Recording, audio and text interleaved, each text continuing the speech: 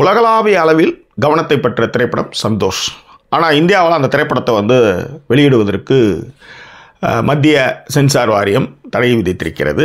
இது குறித்து இந்த திரைப்படத்தினுடைய இயக்குனர் சந்தியா சூரி வந்து இவ்வளோ கட்ஸ்லாம் கொடுத்தீங்கன்னா அந்த படத்தை எப்படிங்க ரிலீஸ் பண்ண முடியும், இந்த படத்தினுடைய ஆன்மாவே போயிடுமே, இந்த படத்தை அதுக்கு ரிலீஸ் பண்ணாமலே இருக்கலாமே, பட் இருந்தாலும் இந்த படத்தை ரிலீஸ் பண்ணுறதுக்கான வழிமுறைகளை நான் பார்த்துட்ருக்கேன் அப்படின்னு அவங்க சொல்லியிருக்காங்க. சந்தியா சூரி இங்கிலாந்து நாட்டை சேர்ந்தவர். ஆனால் இங்கிலாந்து நாட்டை சேர்ந்தவர் என்றாலும் அவர் இந்திய பாரம்பரியத்திலிருந்து வந்தவர் என்பது தான். ஸோ அதை பற்றிலாம் கொஞ்சம் விரிவாகவே பேச போகிறோம். ஆனால் அதற்கு முன்பாக இந்த சந்தோஷ் திரைப்படம் ஏன் தடை செய்யப்பட்டது, அது என்னதான் அப்படி சொல்லியிருக்கு அப்படின்றது தான் இந்த விமர்சனம் மூலமாக நாம் பார்க்க இருக்கிறோம். இந்த தளத்தை இதுவரை சப்ஸ்கிரைப் பண்ணாதவங்க சப்ஸ்கிரைப் பண்ணுங்கள், லைக் கமெண்ட் ஷேர் பண்ணுங்கள். முக்கியமாக ஒன்று சொல்கிறேன், இந்த வீடியோ உங்களுக்கு பிடிச்சிருந்தா மறக்காமல் லைக் பண்ணுங்கள், உங்கள் நண்பர்கள் குழுவில் இந்த வீடியோவை ஷேர் பண்ணுங்கள். இப்போ சந்தோஷ் திரைப்படத்தினுடைய விரிவான பார்வையை பார்க்க போகிறோம். Stay tuned with as.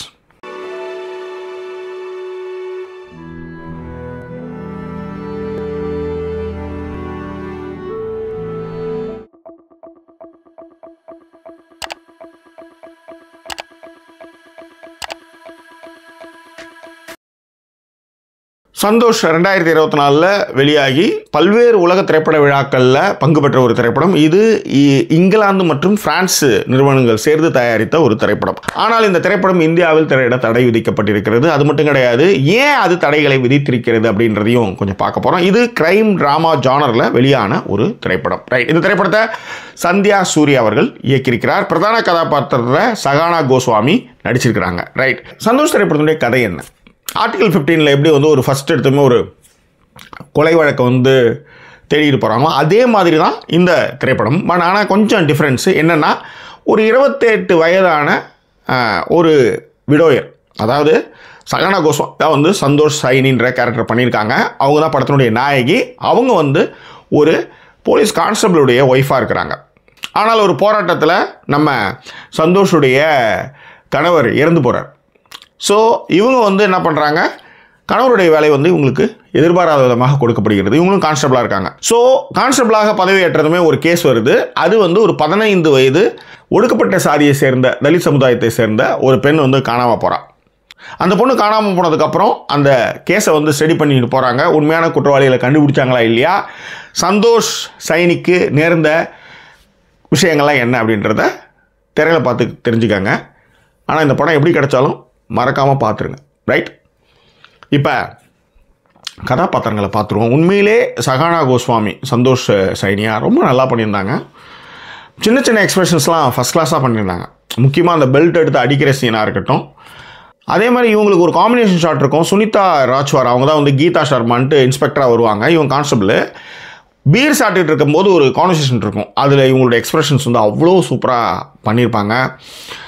அதே மாதிரி முன்னாள் இன்ஸ்பெக்டர், இவங்க பணிக்கு சேரும்போது ஒரு இன்ஸ்பெக்டர் இருப்பார். வீட்டில் வந்து ஒரு நாய் அப்போ வந்து சாப்பிட்ருக்க ஒரு சீன் இருக்கும். அதில் அவங்களுடைய எக்ஸ்பிரஷன்ஸாக இருக்கட்டும்.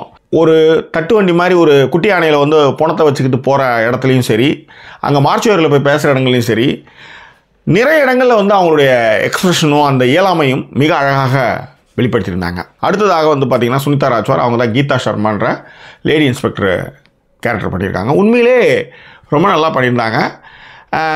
நம்மளுடைய சிஸ்டம் எப்படி இயங்குது அப்படின்றதுக்கு ஒரு உதாரணம் தான் அவங்கன்னு வச்சுக்காங்களேன். ஸோ இந்த மாதிரி வந்து நீங்கள் படத்தில் எல்லா கேரக்டர்களுமே ரொம்ப அற்புதமாக பண்ணியிருந்தாங்க. படத்துக்கான டெக்னிக்கலாக பார்த்தீங்கன்னா சந்தியா சூரி இயக்குனர் அவங்க தான் வந்து 2 டாக்குமெண்ட்ரி ஃபிலிம் ஒரு ஷார்ட் ஃபிலிம் பண்ணிட்டு இப்போ இதுக்கப்புறம் இந்த படத்தை எடுத்திருக்காங்க. அன்ஃபார்ச்சுனேட்லி இந்த படத்தை வந்து அவங்க ரிலீஸ் பண்ணல. இந்த படத்துக்கான திரைக்கதை டயலாக்ஸ் எல்லாமே வந்து சந்தியா சூரி தான் எழுதியிருக்கிறாங்க. இந்த படத்தை இங்கிலாந்து மற்றும் பிரான்ஸ் நிறுவனங்கள் இணைந்து இந்த படத்தை வந்து தயாரிச்சிருக்கிறாங்க. சினிமாட்டோகிராஃபி வந்து லேர்னட் ஹிலேஜ், அதுக்கப்புறம் எடிட்டர் வந்து மேக்ஸ்மி போசி, மியூசிக் லூசியா கெர்ஸ்டன். ஸோ இந்த திரைப்படம் வந்து உத்தரப்பிரதேசத்தில் நடக்கக்கூடிய ஒரு போலீஸ் ஸ்டேஷனில் நடக்கிற விஷயத்தை தான் வந்து பதிவு பண்ணியிருக்காங்க. லக்னோ தெருக்களில் ஷூட் பண்ண விஷயங்கள், கேண்டிட் கேமரா ஷாட்ஸு, முக்கியமாக லாட்ஜஸ்லாம் எப்படி இருக்குது, எவ்வளோ அழுக்காக அவங்க இருக்கிறாங்க, நம்மளுடைய போலீஸ் ஸ்டேஷன் இப்படி தான் இருக்குமா, நம்மளுடைய மார்ச்சுவரி ரூம்ஸ்லாம் இப்படி தான் இருக்குமா அப்படின்லாம் நீங்கள் வந்து பார்க்க ஆரம்பிக்கும் போது உங்களுக்கு அதனுடைய ரியாலிட்டி, கிரவுண்ட் ரியாலிட்டி உங்களுக்கு வந்து தெரியும். ஆனால் அதனாலே இந்த படத்தை வந்து அவங்க வந்து தடை பண்ணியிருப்பாங்கன்னு நான் நினைக்கிறேன். காரணம் என்னென்னா, ஒரு சீனு உண்மையிலே ஃபஸ்ட் கிளாஸ் சீன். ஒரு ஒடுக்கப்பட்ட சாதியை சேர்ந்த தலித் சமுதாயத்தை சேர்ந்த ஒருத்தர் வந்து தான் பொண்ணு வந்து காணாமல் போயிடுச்சுன்னு கொடுக்குறதுக்கு வரார். அதாவது கம்ப்ளைண்ட் கொடுக்குறது வரார் போலீஸ் ஸ்டேஷனுக்கு. எல்லாரும் உட்காந்துருப்பாங்க. நேராக அந்த கேரக்டர் வந்ததுமே வந்து கீழே தான் உட்காரு, கீழே இப்படி குத்துக்கால் போட்டு உட்காரு. உட்காந்துட்டு அது நிறைய நீங்கள் சமூக வலைதளங்கள் பார்த்துருக்கலாம். அதில் என்னென்னா எங்கே காணாமல் போனான்னு போலீஸ் இன்ஸ்பெக்டர் கேட்குறாரு. போலீஸ் இன்ஸ்பெக்டர் கேட்டதுமே அவள் வந்து நேற்றுலேருந்து காணாமல் போனான். உன் வயல்வெளியெல்லாம் தேடி பார்த்துட்டேன். இல்லையா, வயல்வெளியில் ஆயிருக்க போயிருக்கலாம்ல அப்படின்னு போலீஸ் இன்ஸ்பெக்டர் சொல்கிறாரு. அதுக்கு அந்த காணாமல் போன பெண்ணுடைய தகப்பன் சொல்கிறாரு, இல்லை எங்கள் வீட்டில் டாய்லெட் இருக்குது. அதுக்கு போலீஸ் இன்ஸ்பெக்டர், பாருயா டாய்லெட் இருக்குது, இவன் வீட்டிலாம் டாய்லெட் இருக்குது, ஆனால் கவர்மெண்ட் எதுவுமே செய்யலைன்னு சொல்கிறானுங்கன்னு ஒரு நக்கல் மயிராக அவன் பேசுவான் கேரக்டர். இந்த சமூக அந்த மனநிலையை தான் இந்த படம் வந்து பிச்சு உதறுது. போலீஸ் சிஸ்டம் எப்படி இயங்குது, காசு எப்படி வந்து லஞ்சம் வாங்குறாங்க.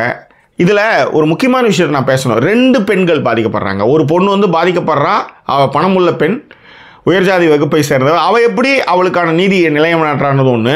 ஆனால் அப்பாவி ஒரு ஒடுக்கப்பட்ட ஒரு தலித் சமூகத்தை சேர்ந்த ஒரு பெண்ணுக்கு நிகழக்கூடிய துயரம் என்ன அப்படின்றத அழகாக வந்து ஒரு பெண் வந்து அழகாக அதை புரிஞ்சு செய்கிறதுன்னு இருக்குல்ல, ஃபண்டாஸ்டிக். அதே மாதிரி ஒரு முஸ்லீமை வந்து இவனுக்கு எப்படி பார்க்குறானுங்க, அந்த கேரக்டர்ஸை இவனுடைய வளர்ச்சிக்கு எப்படிலாம் அந்த மதத்தையும் அதில் இருக்கக்கூடிய மனிதர்களையும் அப்பாவிகளையும் எப்படி இவங்க துன்புறுத்துகிறாங்க, எப்படி வந்து வாக்குமூலம் வாங்குறாங்க அப்படின்றத ரொம்ப அழகாக வந்து போர்ட்ரேட் பண்ண ஒரு ஃபில்ம்னு நான் சொல்லுவேன். இந்த வலியும் இது போர்ட்ரேட் கூட எப்படி சரியாக சொல்ல தெரியல எனக்கு. ஆனால் அந்த வலி இருக்குல்ல, அந்த பையன் வந்து ஒரு செங்கலில் நிற்க வச்சுருப்பானுங்க அந்த பையனை, முஸ்லீம் பையனை. கொடுமையான கொடுமை பா. எல்லாத்த விட இந்த படத்தை வந்து ஏன் அவங்க சொல்லலை, ஏன் அதை வந்து தடை பண்ணாங்க அப்படின்னா, ஒரே ஒரு சீனில் அந்த பொண்ணு வந்து சிரிக்கும். சாப்பிட்டுட்டே இருப்பாங்க அந்த சந்தோஷ் கேரக்டரு. சாப்பிட்டே இருக்கும்போது பார்த்தீங்கன்னா சைடில் வந்து இது சைனா போலீஸ் அண்ட் இந்தியன் போலீஸ்னு ஒரு ரீல்ஸ் பார்ப்பாங்க. சரியான சீனு. இந்த மாதிரிலாம் வந்து படத்தை வந்து பிரித்து மேய்ஞ்சிருக்கிற வகையில் உண்மையிலே வந்து பிடிட்டாங்க அப்படின்னே சொல்ல முடியும்.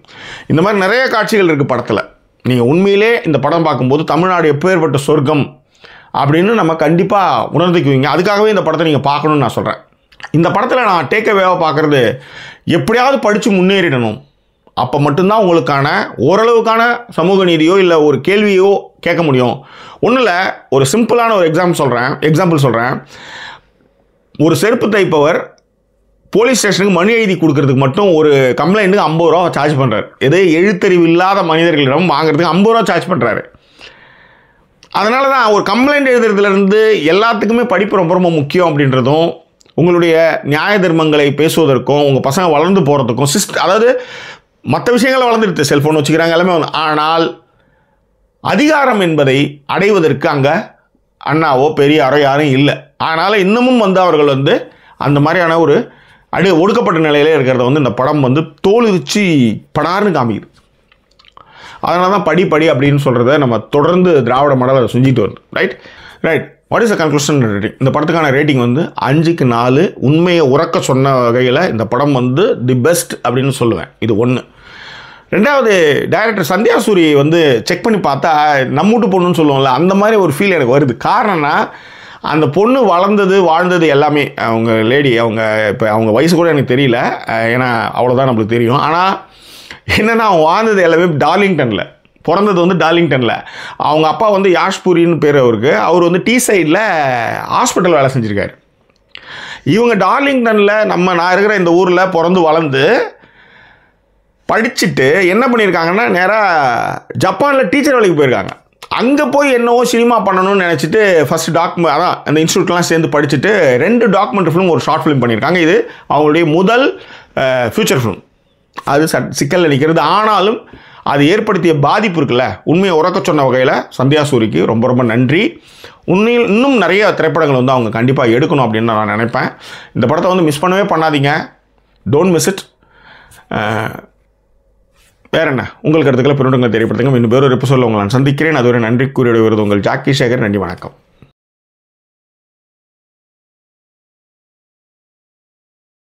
பட் ஆனால் ஒரு போராட்டத்தில் வந்து போலீஸ் ஆஃபீஸர், ஒரு 15 வயது இளம்பெண் தலித், இதுக்கப்புறம் இந்த கொலை யார் பண்ணாங்க, சாரி, அந்த பொண்ணு காணாமல் போனால் என்னாச்சு ஏதாச்சு,